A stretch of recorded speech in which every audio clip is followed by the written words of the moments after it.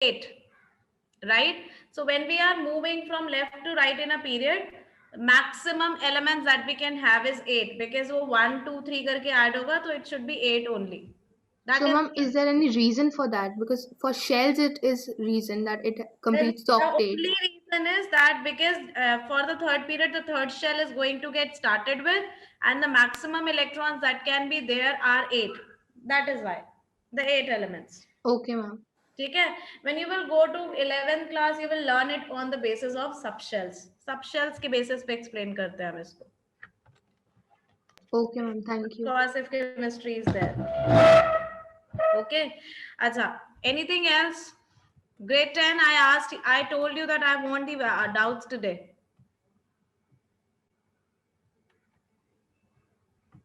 I'm just sharing the screen now.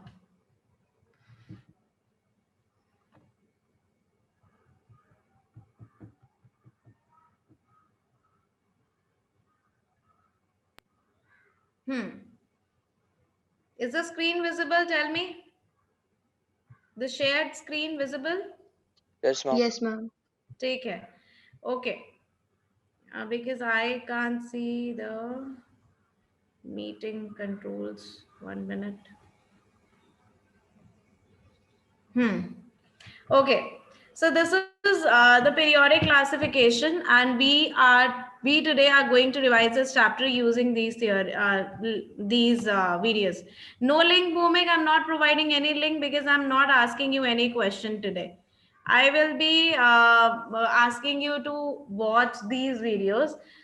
Definitely, see, if you need the link, I can provide the link to everyone. And in that case, just enter the comments, enter in the comment box if there is any question you people are coming up with. So it is going to everyone. I've sent the link. So you can have the access of the Padlet itself, but main purpose of my sharing today is you watch this video because you have to go through the chapter again. I'm starting with the first video. Let's start from the scratch, and that is going to take you from the history and the development of the periodic table. So I'm just playing this video now.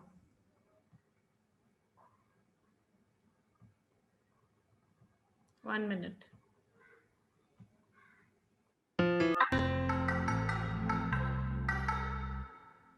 It was around the beginning of the 19th century that a famous German chemist attempted classification of the then known elements. It was none other than Johann Wolfgang Dobereiner who did so. He classified the elements known at that time in a particular manner.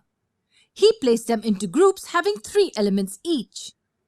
Do you think these groups of 3 will have elements arranged randomly? Of course not. What's the unique way of placing these elements then? It's simple. Dobereiner arranged the set of 3 elements in such a way that the average of atomic mass of first and third element in the set gave him the atomic mass of the middle element. Now, I'm glad, just to make you recall this, Dobereiner was the one who gave the first atomic triads, and he arranged the elements in such a manner that the average atomic mass of the average of the atomic mass of the first and third member is taken, that average is going to be roughly equal to the atomic mass of the second one, the middle one. So if I'm going to take the atomic mass of A and atomic mass of C and will take out the average, so whatever answer I'm going to get, that will be roughly equal to the atomic mass of the middle element. And he arranged the elements in a group of 3, and that is why the arrangement is also known as what? Can anyone tell me what is its arrangement known as? Dobereiner? Right. Triads. Very good. Watch it. In simple words, the atomic mass of the second element will be approximately equal to the average of atomic masses of the first and the third element. Let's take an example to understand this better. One of the triads he suggested was that consisting of lithium, sodium and potassium. The atomic mass of lithium is 6.9, while that of potassium is 39. So if you take their average, what would you get? Yes, you get 23, and 23 is the atomic mass of sodium. And this is exactly what Dobereiner had in mind when he framed the triads. However, this is not a perfect method of classification because not all elements follow this principle when arranged in triads. Also, when Dobereiner had put forth the system, only a few elements were known to him. With the discovery of newer So if we have to talk about the Dobereiner in three simple words, we would say that he arranged the elements in such a manner in the increasing order of atomic masses so that the average atomic mass of the middle element is equal to the average of the atomic masses taken of first and third element. Secondly, not all the elements were following this triad. He arranged the elements in the group of three, but not all the elements were following the triad. The triad failed. Along with that, later, after he gave his triad, few more elements were also discovered, and he only gave the triads for the then known elements. And therefore, the triads failed. elements, the system of grouping elements didn't really work. After grouping the elements in a series of 3, there came a system in which the elements were grouped in series of 8. Who was that? Who was that, grade 10? Newland. Then, after the failure of Dobereiner triad, Newland came into the picture and he gave his Newland law of octave because he arranged the elements in a group of 8. Watch it. Yes, this system was put forth by an English scientist named John Newland in the year 1866. There were around 56 elements that Newland could group. There were 56 elements discovered at that time when Newland gave his octave. He simply arranged the elements in an increasing order of their atomic masses. Again, a point to note that he also arranged the elements in the increasing order of atomic mass. At the end, he realized that these could be grouped such that every 8th element resembled the first. So simply, Newland arranged the elements in a group of 8 and he stated that every first and 8th element will be having similar properties. And that is why his arrangement is known as Newland law of octave. What was the basis of his octave? What was the basis of his octave, grade 10? Similar properties. Similar properties किससे compare किया था इसने? What was the basis of his comparison? Atomic mass. Atomic mass was the basis on which he arranged, but he gave the reference of something. ऐसे ही थोड़ी ना कि किसी भी फर्स्ट और एट्थ एलिमेंट का प्रॉपर्टी सेम होगा. He took the reference, he compared something. Yes, he compared the properties with the music notes. He said just like in the music notes sa, re, ga, ma, and every 8th thing again comes sa. In the similar manner, the arrangement of the elements, if done in the increasing order of atomic mass, then every first and 8th element will be having the similar properties. Watch it. Astonishingly, the arrangement also stuck an analogy in his mind. Well, can you guess what analogy popped in Newland's mind? Let me help you with that. These are like octaves. Yes, octaves found in music. In case of octaves, we find that every 8th note is same as that of the first one. He found that every 8th element in the series resembles the first in various ways. This is how Newland arranged the elements in a table. For instance, as we can see here, if we consider lithium, then the 8th element after it would be sodium. You would be amazed to know that they both share similar properties. Next immediate examples would be that of beryllium and magnesium. Even these are at positions such that magnesium is 8 places away from beryllium. If you can compare these with the modern periodic table, you will realize that they still are in the similar positions. Lithium, and then it comes sodium, beryllium, and then after which it has magnesium. And yes, they both do resemble each other. With this analogy, Newland named the grouping system of elements as laws of octaves and even Newland's laws of octaves. Although the arrangement pattern was quite good, but it was valid only until calcium. After the calcium, the analogy, the logic which Newland gave failed. So it was a drawback.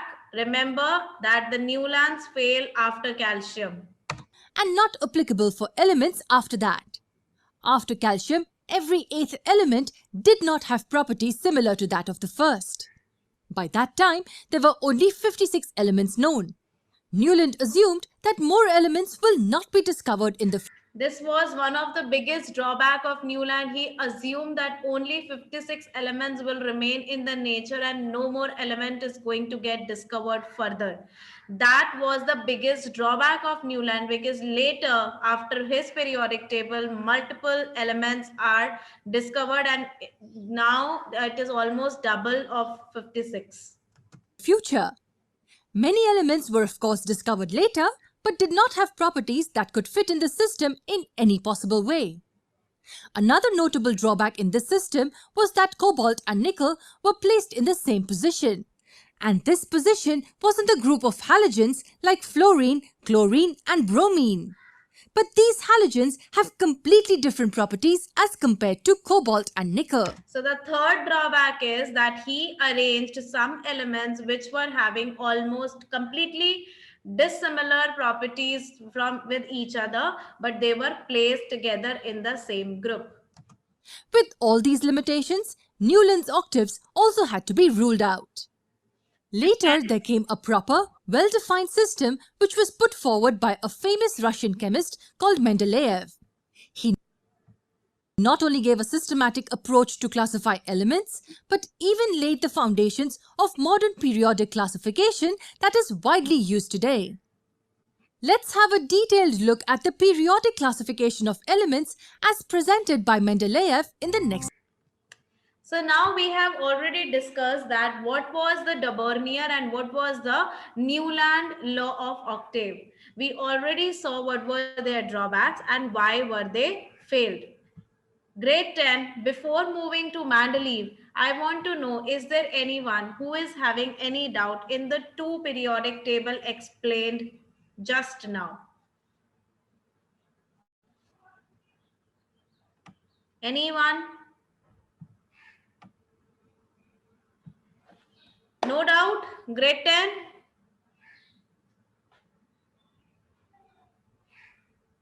Tell me yes or no, so that I'll be moving forward. Is there any doubt? Yes or no? No, ma'am. Okay. Okay. So I'm moving forward to the next periodic table, the one which was done by Mendeleev and who laid the foundation for the modern periodic table as well. Understand this. Dmitry Ivanovich Mendeleev played quite a legendary role in the field of chemistry. He not only gave us the simplest and the most efficient method of grouping elements, but also laid the foundations of periodic classification of elements that we use today.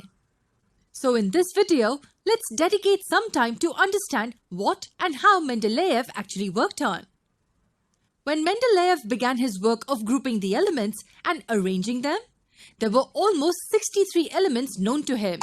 Now, not 56, but 63 elements were discovered at the time when Mendeleev was arranging his periodic table.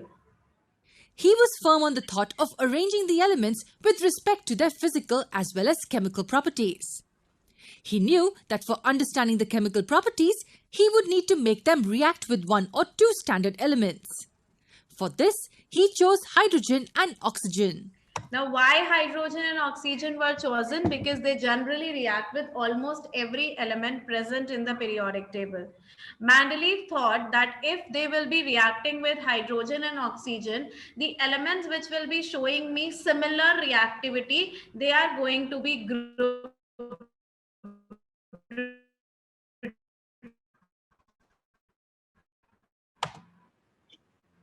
But why? Mendeleev thought of making the elements react with hydrogen and oxygen because of the following reasons. They are very reactive, they are found readily, and they formed compounds with most of the elements. Yes, this helped him understand the chemical properties of all the reacting elements. Later, in order to simplify the process, he wrote all the physical and chemical properties of each element on 63 different cards. Now, all he had to do is arrange these cards. But that wasn't so simple.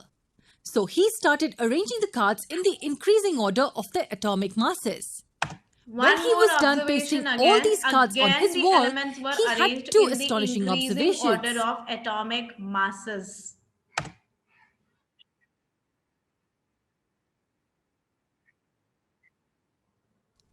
One was that there were a few empty spaces left in the complete table And that this he was formed. the biggest achievement by These Mendeleev, positions belonged to because the when he elements that arranged were the not yet elements in a discovered. particular fashion in the order of increasing atomic masses, he got to know that there are few blank spaces which are not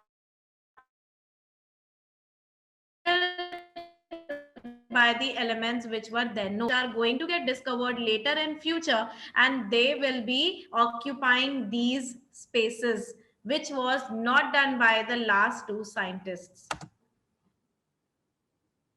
But Mendeleev had a firm belief that the missing elements did exist and are yet to be discovered. Not only this, but he was so confident about the characteristics of these elements that he predicted their properties well in advance. This was Later a on, second achievement by Mendeleev, that he correctly predicted the properties of few elements which were not discovered at that time. when the elements were discovered, it was found that the properties predicted by Mendeleev were almost a perfect match. Second observation that Mendeleev had was the recurrence of the physical and the chemical properties of these elements. When arranged in a systematic manner, it was found that the physical and the chemical properties of elements recurred at a particular interval of frequency. Recurred means were getting repeated. With this, Mendeleev came up with a law. He named it as the periodic law. The law stated that properties of elements are periodic functions of their atomic masses. This is a Mendeleev's periodic law, which says that the properties of the element are periodic function. Periodic function matlab repetitive function, and of what?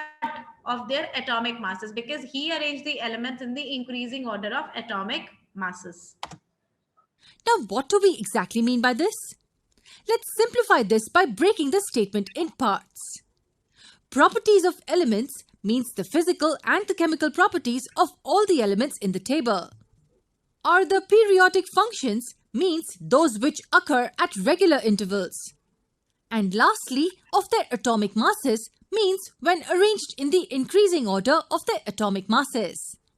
So can we simply say that when elements are arranged in the increasing order of their atomic masses, they show similarities in the physical and chemical properties at regular intervals? Yes, that's what Mendeleev.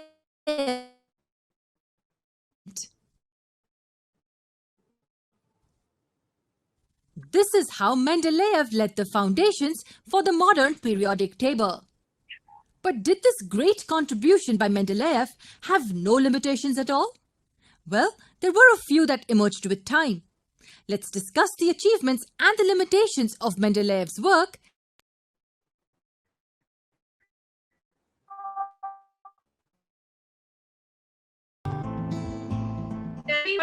What were they? Any example? Any and they were named in a special manner. Yes, tell me. The limitations. Any example, grade 10? Any element? Yes, repeat. Are you asking about the limitations? I was not able to get it. Om, repeat, please. Are you asking about the limitations? I'm getting a very distorted voice, Om. If you can.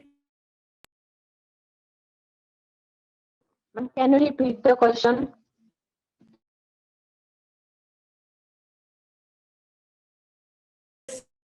Which were predicted by Mendeleev.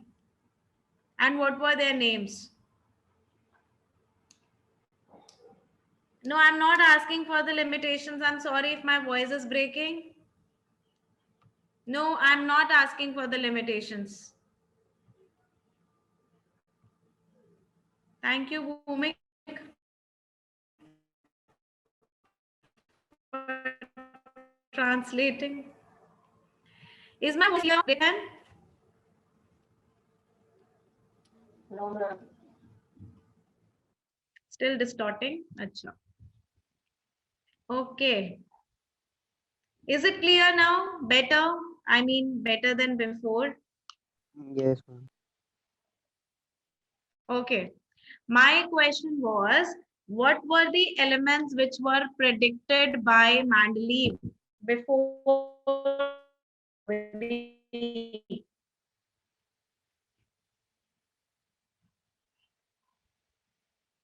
Along with their names, their special names. What were they?